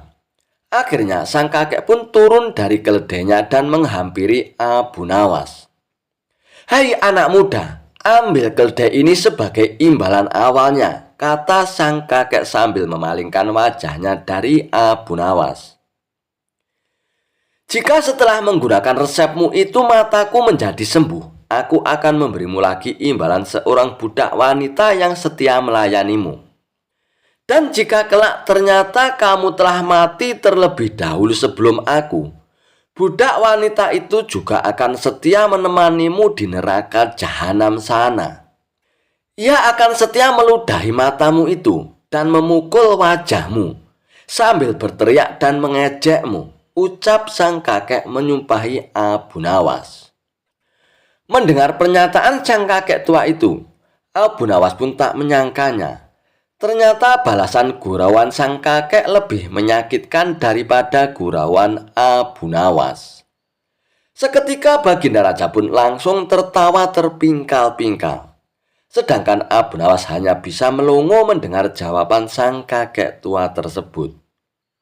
Dan oleh karena itu, akhirnya Baginda Raja pun kemudian memberi hadiah kepada sang kakek. Terima kasih Baginda yang mulia, kata si kakek dengan hati yang bahagia. Tak lama kemudian, akhirnya sang kakek pun pergi meninggalkan mereka. Namun Baginda Raja pun masih saja tak bisa menahan tawanya. Ia pun terus tertawa sepanjang perjalanan. Sementara Abu Nawas terus menggerutu mengingat kejadian barusan. Niatnya mau mengerjain si kakek, malah aku yang kena sesal, ucap Abu Nawas. Mendengar Abu Nawas berkata demikian, bukannya kasihan, tawa Baginda Raja malah semakin menjadi-jadi. Abu Nawas, baru kali ini aku melihatmu tak bisa berkutik di depan seorang kakek tua, ujar Baginda Raja sambil terus tertawa. Kisah Abu Nawas dihukum masuk ke kandang singa. Karena usil, Abu Nawas sampai membahayakan nyawa Baginda Raja. Dan karenanya Baginda Raja menjadi sangat murka dengan ulah Abu Nawas itu. Sebenarnya perbuatan Abu Nawas semata-mata hanya ingin membalas atas perlakuan Baginda Raja kepadanya. Pasalnya, bukan sekali 2 kali saja. Abu Nawas juga beberapa kali hampir celaka karena perbuatan usil Baginda Raja. Saat ini Baginda Raja diselimuti amarah yang sangat memuncak. Cari Abu Nawas, tangkap dan bawa ke sini. Beberapa pengawal kerajaan pun langsung berangkat menuju rumah Abu Nawas. Sesampainya di sana, mereka langsung menangkap Abu Nawas dengan kasar. "Hai pengawal, apa-apaan ini? Apa salahku?" tanya Abu Nawas dengan ketakutan. "Kami diperintahkan Baginda Raja untuk menangkapmu, Tuan Abu Nawas. Kalau kamu menolak, kami tetap akan membawamu dengan cara paksa," jawab para pengawal. Abu Nawas pun hanya bisa pasrah. Ia kemudian digiring ke istana dan dihadapkan kepada Baginda Raja. "Ampun Paduka yang mulia, kenapa hamba diperlakukan kasar begini?" tanya Abu Nawas. "Hai Abu Nawas, kamu jangan pura-pura tidak tahu ya. Kamu telah membuat aku murka, Abu Nawas. Perbuatan usilmu kemarin hampir saja membuatku mati. Kamu memang keterlaluan dan sangat kurang ajar, Abu Nawas," jawab Baginda Raja dengan penuh emosi. "Maafkan hamba Paduka yang mulia, hamba sedang kilap," ucap Abu Nawas. "Saat ini sudah tidak ada maaf bagimu, Abu Nawas. Kamu harus dihukum mati," bentak Baginda Raja. "Lalu dengan cara apa hamba dihukum mati, Paduka? Dipancung atau digantung?" tanya Abu Nawas. "Bukan Abu Nawas, bukan dengan cara seperti itu. Karena hukuman seperti itu hanya jadi bahan lelucon bagimu saja nantinya," balas Baginda Raja bertambah emosi. Abu Nawas pun menangkap keseriusan pada diri Baginda Raja. "Sepertinya Paduka tidak main-main. Ia terlihat sangat murka padaku," pikir Abu Nawas. Bahkan para menteri dan prajurit menundukkan kepalanya. Tidak ada yang berani menatap Baginda Raja. "Hai pengawal, masukkan Abu Nawas ke kandang singa," teriak Baginda Raja memecah keheningan. Para menteri dan segenap prajurit terkejut mendengar perintah Baginda Raja. Karena walau bagaimanapun, Abu Nawas adalah sosok yang baik. Sering berjasa mengungkap kasus-kasus di dalam istana yang sulit terpecahkan. Mereka tidak sampai hati melihat Abu Nawas tewas mengenaskan diterkam singa buas. Akan tetapi, karena ini adalah titah Baginda Raja, tidak ada seorang pun yang berani untuk menentangnya. Lalu tiba-tiba seorang penasihat istana pun berkata, "Ampun Paduka yang mulia, apakah tidak berlebihan hukuman yang diberikan kepada Abu Nawas? Bukankah lebih baik bila Abu Nawas dihukum penjara saja?" Ujar penasihat istana coba membela Abu Nawas. "Kalau kau tidak suka dengan keputusanku, kau boleh ikut Abu Nawas masuk ke dalam kandang singa," penasihat, hardik Baginda Raja. Sang penasihat istana pun hanya terdiam. Ia tidak berani untuk membantah Paduka Raja. Sementara Abu Nawas pun tertunduk lesu mendengar keputusan tersebut. Tubuhnya langsung lemas dan gemetaran. Namun ketika hendak dimasukkan ke kandang singa, Abu Nawas pun berkata, "Ampun Paduka yang mulia, hamba ikhlas menerima hukuman ini, dan hamba sudah pasrah.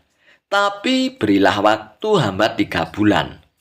Hamba ingin agar di akhir kematian disibukkan oleh amal ibadah." Mendengar permintaan Abu Nawas, sejenak Baginda Raja pun terdiam. Tidak beberapa lama kemudian, Baginda Raja pun berkata, "Baiklah Abu Nawas, aku kabulkan permintaanmu. Tapi selama itu pula, kamu harus hidup dalam penjara dan kamu dilarang menemui keluargamu." Abu Nawas pun menyetujui syarat tersebut. Dan kalau diperkenankan, bolehkah saya minta satu permintaan lagi Paduka? Tutur Abu Nawas. Apalagi permintaanmu Abu Nawas? Tanya Baginda Raja. Supaya kehidupan hamba di dalam penjara tidak membosankan, izinkan hamba memberi makan singa yang ada di kandang Paduka, jawab Abu Nawas. Oh, tidak masalah Abu Nawas. Nanti ruang penjaramu bersebelahan dengan kandang singa, ujar Baginda Raja. Maka dimasukkanlah Abu Nawas ke penjara. Pada bulan pertama, Abu Nawas melalui waktu dengan beribadah. Sedangkan tiap pagi dan sore hari, diisinya dengan memberi makan singa. Pada bulan kedua dan ketiga, Abu Nawas makin tekun beribadah. Ia juga lebih rajin memberi makan singa. Abu Nawas memperlakukan singa itu layaknya sebagai seorang sahabat. 3 bulan pun akhirnya berlalu dan tibalah saatnya bagi Abu Nawas untuk menjalani hukuman atas perintah Baginda Raja. Beberapa pengawal istana pun memasukkan Abu Nawas ke kandang singa. Sementara para menteri yang ikut menyaksikan merasa iba dengan nasib Abu Nawas. Akan tetapi tiba-tiba terjadi peristiwa tidak terduga saat Abu Nawas berada di dalam kandang singa. Singa tersebut tidak menerkam Abu Nawas, tapi justru menjilati kaki dan tangan Abu Nawas. Abu Nawas pun membalasnya dengan mengelus-elus tubuh dan kepala singa tersebut. Singa yang terkenal buas ini mendadak tunduk dan menurut kepada Abu Nawas. Sontak saja pemandangan itu membuat mereka yang hadir menjadi terkejut dan terheran-heran. Abu Nawas ternyata punya kesaktian, ujar salah satu menteri. Dikarenakan singa itu tidak mau menerkam Abu Nawas, akhirnya Abu Nawas pun dikeluarkan dari kandang singa dan disuruh menghadap Baginda Raja. Hai Abu Nawas, kenapa singa itu tidak mau menerkammu? Kamu punya kesaktian apa Abu Nawas? Tanya Baginda Raja dengan heran. Paduka yang mulia, sama sekali hamba tidak punya kesaktian apa-apa, jawab Abu Nawas. Tapi kenapa singa itu tidak mau memakanmu Abu Nawas? Tanya Baginda Raja lagi. Begini Paduka yang mulia, selama 3 bulan ini, hamba rutin memberi singa itu makan dan minum. Dan hamba juga memperlakukan dia dengan baik. Oleh sebab itulah, hamba tidak dimangsanya. Sebab dia pikir hamba adalah orang yang berjasa bagi dia. Padahal hanya 3 bulan hamba memperlakukan dia dengan baik Paduka. Dia memang seekor singa yang buas, tapi dia tahu balas budi.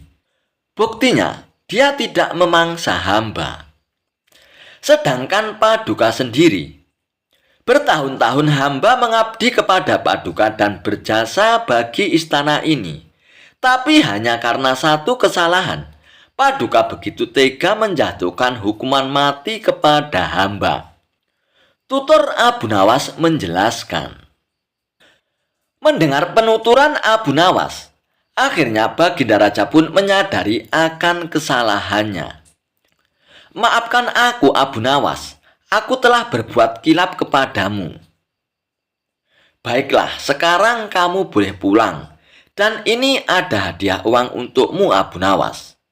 Terimalah sebagai rasa terima kasihku karena telah menyadarkanku, ucap Baginda Raja. Berkat kecerdikannya, Abu Nawas pun akhirnya kembali lolos dari hukuman mati. Kisah Abu Nawas dan kipas ajaib yang awet hingga 100 tahun. Suatu ketika Abu Nawas asik berjalan-jalan di sebuah pasar. Ia pun melihat pemuda sedang berjualan baju di pinggiran jalan. Baju bagus dan istimewa, teriak pemuda tersebut. Dan di sebelah dagangan si pemuda tertulis kalimat dijamin tidak luntur. Karena tertarik, Abu Nawas pun mendekatinya. "Silakan tuan, tuan mau beli baju ya? Silakan pilih tuan," tanya si pemuda itu.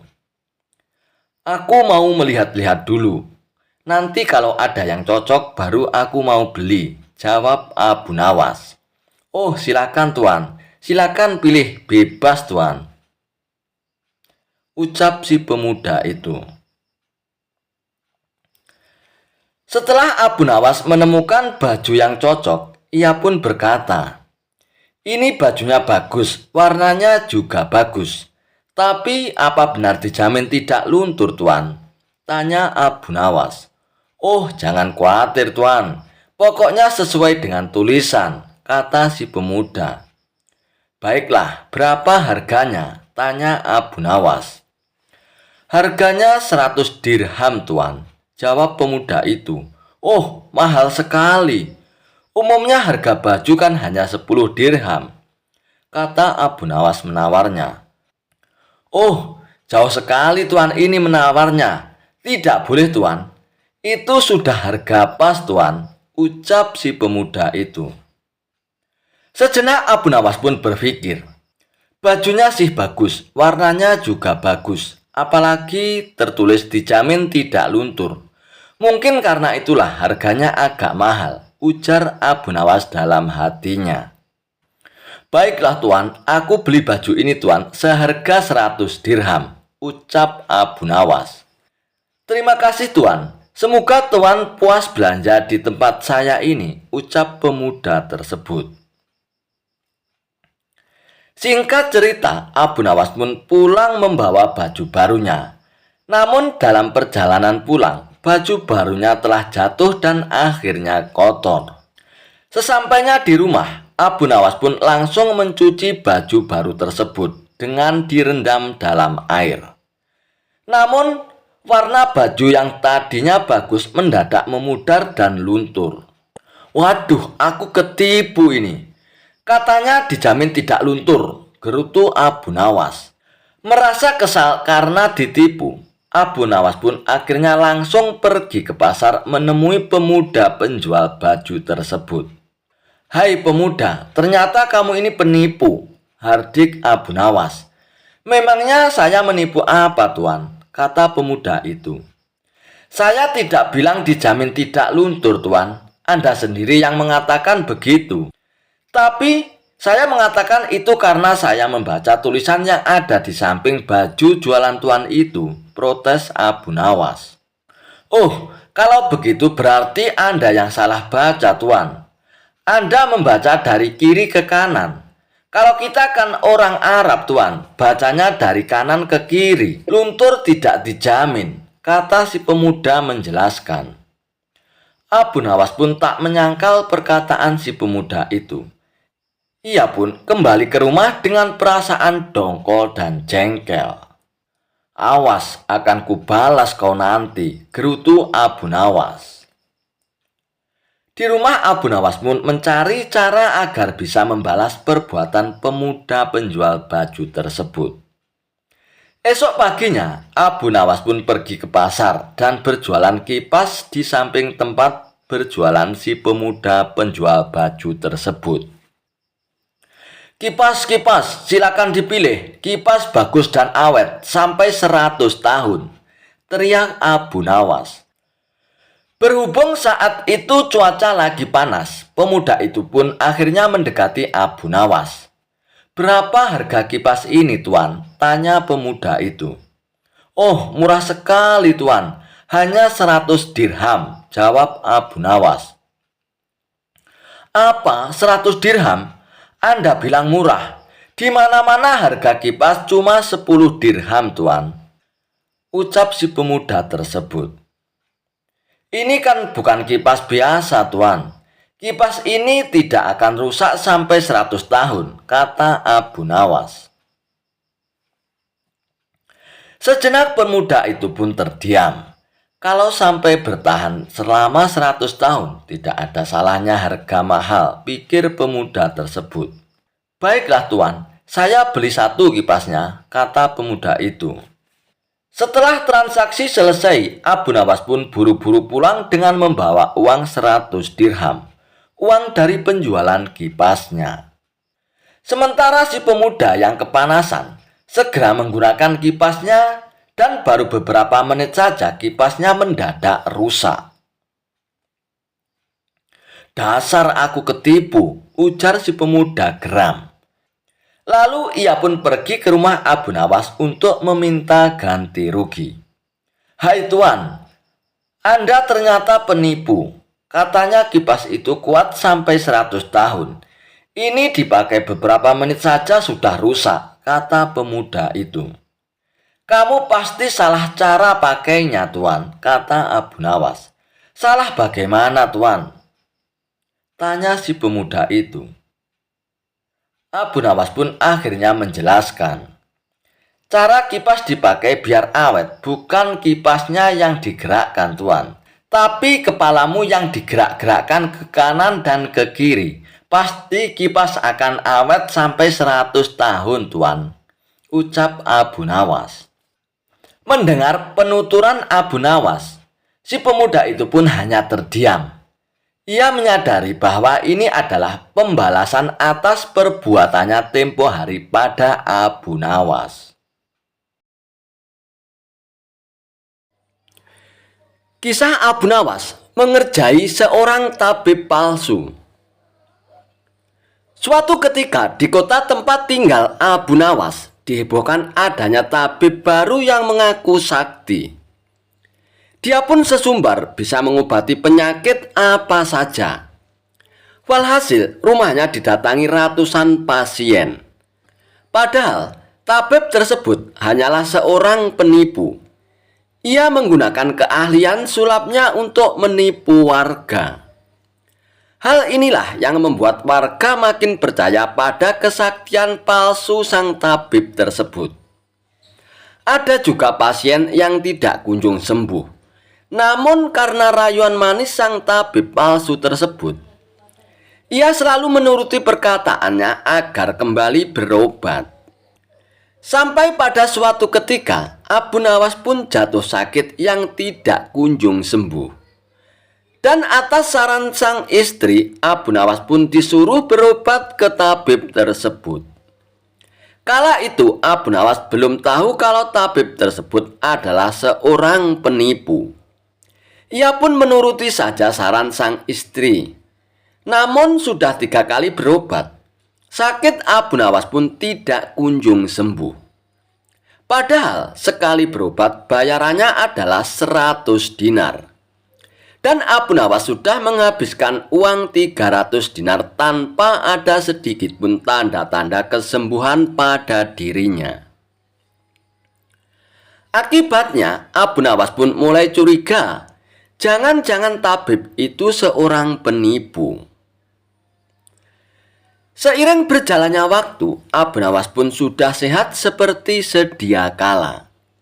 Lalu terbesit dalam benak Abu Nawas untuk mengerjai tabib palsu tersebut. "Aku harus mendapatkan 300 dinarku dulu. Tapi bagaimana caranya ya?" tanya Abu Nawas dalam hatinya. Setelah lama berpikir, akhirnya Abu Nawas pun menemukan ide cemerlang. Keesokan harinya, Abu Nawas pun membuka praktek pengobatan. Dan di depan rumahnya, dipasang papan bertuliskan sembuh bayar 100 dinar. Kalau tidak sembuh, uang kembali 1000 dinar. Para pasien rencananya berobat ke tabib palsu mendadak memilih datang ke rumah Abu Nawas. Dan akhirnya rumah Abu Nawas pun penuh sesak oleh para pasien. Entah karena kebetulan atau bagaimana, hampir semua pasien yang diobati oleh Abu Nawas berhasil disembuhkan. Sementara rumah sang tabib palsu tersebut terlihat sangat sepi. Tidak ada seorang pasien pun yang datang ke sana. "Hari ini kenapa sepi sekali ya?" tanya sang tabib dalam hatinya. Tidak selang beberapa lama, datanglah asisten tabib palsu tersebut dan mengabarkan berita tentang klinik Abu Nawas. "Tuan, Abu Nawas sekarang buka praktek pengobatan, Tuan," kata asisten melaporkannya. "Apa? Abu Nawas buka praktek pengobatan?" tanya sang tabib kepada asistennya. "Benar, Tuan. Rumah Abu Nawas ramai sekali pasien datang. Itulah kenapa hari ini rumah Tuan sepi pasien." "Oh begitu ya. Pantas aku hari ini sepi pasien. Tapi apa memang benar begitu?" tanya sang tabib dengan penasaran. "Saya lihat sendiri, Tuan. Tapi anehnya, pasien yang berobat ke Abu Nawas hampir semua sembuh dari penyakitnya, Tuan," jawab sang asisten. Mendengar penuturan asistennya, muncul sifat asli tabib palsu tersebut. Ia pun berencana menipu Abu Nawas. "Beberapa hari ke depan untuk sementara kita tutup dulu, asisten. Biarlah Abu Nawas yang membuka praktik pengobatannya," ucap sang tabib kepada asistennya. "Memangnya kenapa, Tuan?" tanya asisten dengan penasaran. "Aku punya rencana untuk menipu Abu Nawas. Aku pasti akan mendapatkan 1.000 dinar dari Abu Nawas nantinya," jawab tabib palsu tersebut. "Tapi bagaimana caranya, Tuan?" tanya sang asisten bertambah penasaran. "Begini, asisten. Aku akan berobat ke tempat Abu Nawas. Aku akan berpura-pura sakit pada indera perasa lidahku. Kalau ditanya sembuh atau tidak, tentu saja aku akan mengatakan tidak. Karena yang tahu sembuh atau tidak kan hanya aku," ucap tabib palsu tersebut. "Dengan begitu, aku akan bisa dapat dengan mudah mendapatkan 1.000 dinar dari Abu Nawas," kata sang tabib menjelaskan. Singkat cerita, datanglah tabib palsu itu ke rumah Abu Nawas. "Hai Abu Nawas, aku ingin berobat kepadamu, Abu Nawas," kata sang tabib. "Bukankah engkau seorang tabib? Kenapa malah berobat kemari?" tanya Abu Nawas. "Ya, memang benar. Tapi di tempatku tidak ada obatnya, Abu Nawas. Makanya aku datang ke sini," jawab sang tabib. "Memangnya kamu sakit apa, tabib?" tanya Abu Nawas lagi. "Begini, Abu Nawas. Entah kenapa lidahku mati rasa. Aku tidak bisa merasakan apa-apa, Abu Nawas," kata sang tabib berpura-pura mengeluh. Akan tetapi, Abu Nawas menangkap firasat kurang baik. Ia yakin kalau tabib palsu itu hendak menipunya. "Aku tidak akan tertipu untuk yang kedua kalinya. Justru kedatanganmu sudah aku tunggu-tunggu, tabib," ucap Abu Nawas dalam hatinya. Lalu Abu Nawas pun menyuruh sang tabib untuk menunggu di ruang pengobatan. Abu Nawas pun pergi ke belakang dan segera memeras buah jeruk yang sangat asam dan menuangkannya ke dalam gelas. Lalu gelas tersebut diberikan kepada sang tabib. "Wahai tabib, ini obatnya sudah jadi. Minumlah sekarang," ucap Abu Nawas. Ketika sang tabib meminumnya, mukanya mendadak berkerut menahan rasa kejut. "Kamu menipu aku ya, Abu Nawas. Ini bukan obat, tapi air jeruk yang sangat kecut, Abu Nawas," kata sang tabib dengan emosi. "Alhamdulillah. Berarti lidamu sudah tidak lagi mati rasa, tabib. Sekarang bayarlah ongkosnya, yaitu 100 dinar, pinta Abu Nawas. "Waduh, aku keceplosan. Gagal lagi rencanaku," pikir sang tabib palsu tersebut. Lalu sang tabib itu pun terpaksa memberikan uang 100 dinarnya kepada Abu Nawas. Tapi sang tabib tidak putus asa. Ia pun terus berusaha agar bisa mendapatkan 1.000 dinar dari Abu Nawas. Hari berikutnya, ia pun kembali mendatangi Abu Nawas. "Hai Abu Nawas, aku mau berobat lagi Abu Nawas," kata sang tabib palsu tersebut. "Oh silakan tabib, apa lidahmu masih mati rasa lagi?" tanya Abu Nawas meledeknya. "Bukan Abu Nawas, kali ini penyakitnya berbeda," jawab sang tabib. "Luar biasa, ternyata kamu punya banyak stok penyakit ya tabib. Kali ini apa penyakitnya?" tanya Abu Nawas lagi. "Aku hilang ingatan Abu Nawas," jawab tabib tersebut. "Apakah kamu kesandung kasus korupsi tabib? Makanya hilang ingatan?" tanya Abu Nawas. "Enak saja kamu Abu Nawas. Memangnya aku pejabat apa?" jawab tabib dengan nada protes. "Baiklah, sekarang kamu tunggu di sini sebentar. Aku akan mengambilkan obatnya tabib," ucap Abu Nawas. Tidak beberapa lama kemudian, Abu Nawas pun kembali menemui sang tabib palsu. "Ini obatnya tabib, silakan diminum," kata Abu Nawas sambil memberikan gelasnya. "Aku tidak mau minum air ini Abu Nawas," ucap tabib tersebut. "Loh, memangnya kenapa tabib? Katanya ingin sembuh, kok tidak mau minum obatnya?" ucap Abu Nawas. "Lah ini kan perasan air jeruk seperti kemarin Abu Nawas. Aku tidak mau minum," kata sang tabib menolaknya. "Alhamdulillah, tanpa meminumnya pun kamu sudah sembuh tabib. Sekarang bayar 100 dinar lagi," pinta Abu Nawas.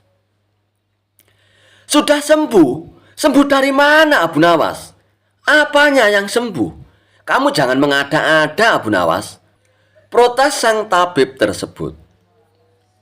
"Nah buktinya kamu masih ingat dengan obat yang kemarin aku berikan. Berarti sakit hilang ingatanmu sudah sembuh tabib," jelas Abu Nawas.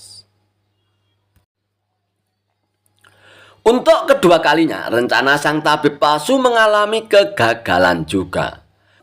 Mau tidak mau, ia pun harus memberikan uang 100 dinar lagi kepada Abu Nawas. Kurang ajar Abu Nawas, ternyata tidak sebodoh yang kukira, pikir tabib palsu tersebut. Tidak terima dengan dua kegagalan yang dialaminya, tabib palsu itu pun berpikir keras untuk bisa mengalahkan Abu Nawas. Setelah merenung agak lama, akhirnya ia pun mendapatkan ide. "Aku pasti akan berhasil kali ini," ungkap tabib dengan rasa yakin. Kali ini ia pun berpura-pura buta. Si tabib palsu itu pun berjalan ke rumah Abu Nawas dengan bantuan tongkat di tangannya. Setelah tiba di tempat Abu Nawas pun sempat kaget dengan penuh rasa iba. Abu Nawas pun bertanya kepada sang tabib, "Apa yang menimpamu tabib dan mengapa kamu bisa seperti ini?" Si tabib palsu itu pun menjawab, "Tolonglah aku Abu Nawas, mataku tiba-tiba buta, sembuhkanlah aku Abu Nawas," ucap tabib tersebut. Tabib palsu itu pun kemudian dipersilakan masuk dan duduk di ruang pengobatan oleh Abu Nawas. Setelah mengamati dengan seksama, Abu Nawas pun akhirnya menyadari bahwa itu adalah tipuan belaka. Namun Abu Nawas tidak pernah kehilangan akal. Ia punya cara lain untuk menghadapinya. "Sepertinya penyakit kebutaanmu sudah sangat parah tabib. Maafkan aku untuk kali ini tidak mampu mengobatinya tabib," ucap Abu Nawas berpura-pura sedih. Mendengar jawaban tersebut, sang tabib langsung kegirangan. "Akhirnya bisa mengelabui Abu Nawas juga kali ini aku. Terus bagaimana ini Abu Nawas? Padahal aku berharap banyak kepadamu," kata sang tabib berpura-pura. "Iya, mau bagaimana lagi tabib? Aku tidak mungkin bisa menyembuhkanmu," jawab Abu Nawas. "Oh, Kalau begitu aku akan dapat 1.000 dinar darimu dong Abu Nawas, tanya tabib palsu dengan penuh harap. Tentu saja kawan, aku tidak mungkin berdusta, balas Abu Nawas. Kemudian Abu Nawas pun masuk ke dalam rumah untuk mengambil uang. Ini uangnya 1.000 dinar untukmu tabib, ucap Abu Nawas sambil memberikan uangnya. Tabib palsu itu pun dengan penuh kegirangan menerima uang tersebut. Tapi setelah uangnya dihitung, ia langsung murka. "Hai Abu Nawas, kenapa hanya 10 dinar yang kau berikan?" tegas tabib palsu dengan emosi. "Hai tabib, dari mana kamu tahu kalau jumlahnya hanya 10 dinar?" tanya Abu Nawas balik. "Uangnya memang ada 10, tapi pecahannya 1 dinar saja ini. Bukan 100 dinar Abu Nawas. Memangnya aku buta apa?" balas tabib tambah emosi. "Alhamdulillah, sekarang kamu sudah sembuh tabib," kata Abu Nawas sambil mengambil kembali uangnya. "Maksudmu ini apa Abu Nawas? Kenapa uangnya diambil lagi?" tanya tabib dengan kebingungan. "Loh, kamu kan sudah sembuh.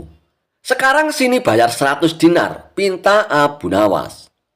"Sembuh apanya? Kamu jangan mengada-ada lagi Abu Nawas," protes tabib tersebut. "Bukankah kamu kesini katanya mengalami kebutaan? Tapi kamu bisa membedakan mana pecahan 1 dinar dan pecahan 100 dinar. Berarti matamu tidak buta lagi dan kamu sekarang bisa melihat tabib," jelas Abu Nawas. Tabib palsu itu pun tidak bisa berkata apa-apa lagi. Ia pun terpaksa memberikan uang 100 dinar lagi kepada Abu Nawas. Dan ia pun akhirnya pergi dengan perasaan kecewa. "Aku kapok berurusan dengan Abu Nawas," ucap si tabib palsu tersebut sambil ngeloyor pergi. Jawaban cerdas Abu Nawas ketika ditanya, "Allah sedang apa sekarang?" Dikisahkan, suatu hari banyak tamu yang berkumpul di istana Baginda Raja Harun ar-Rasyid. Ternyata tamu tersebut adalah para ulama. Mereka bercengkrama dan membicarakan masalah agama hingga urusan negara.